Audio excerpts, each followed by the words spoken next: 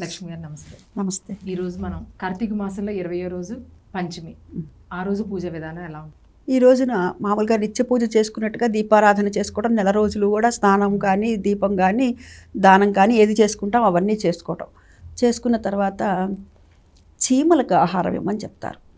చీమలకి అవేవి నూకలు చల్లమంటారు.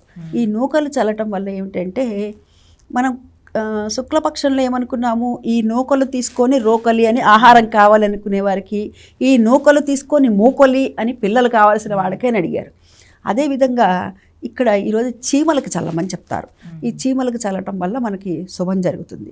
అదేవిధంగా సునకాలకి అన్నం పెట్టమంటారు. కుక్కలకి అన్నం పెట్టాలన్నమాట. అన్నం మనం కొంచెంగా అన్నం ఉంటుంది కదా, అంటే మనం తిన్న దాంట్లో ఎంగిల్ది కాకుండా మిగిలిపోయింది కాకుండా మొట్టమొదటగా మనము నిండు గున్నెలో నుంచి తీసుకొని వెళ్ళి కొంచెం అన్నం పక్కన పెట్టి తర్వాత వాటికి వేసేయమని చెప్తారు, వాటికి పెట్టమంటారు. అంటే ఇక్కడ మన పెద్దవాళ్ళు ఏం చెప్పారు, మనకి దైవాన్ని ఆరాధించమన్నారు. అదేవిధంగా చెట్టు పుట్టను కూడా ఆరాధించమన్నారు, ప్రకృతిని ఆరాధించమన్నారు.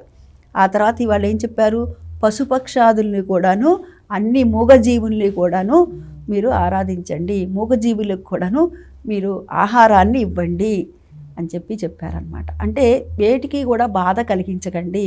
మనం ఏ విధంగా అయితే ఆహారాన్ని స్వీకరిస్తున్నామో అవి కూడా అన్నార్తితో ఉంటాయి, కాబట్టి వాటికి కూడా పెట్టండి అని సంకేతంగా మన పెద్దవాళ్ళు ఈ రోజున చీమలకి నూకలు ఇవ్వమన్నారు.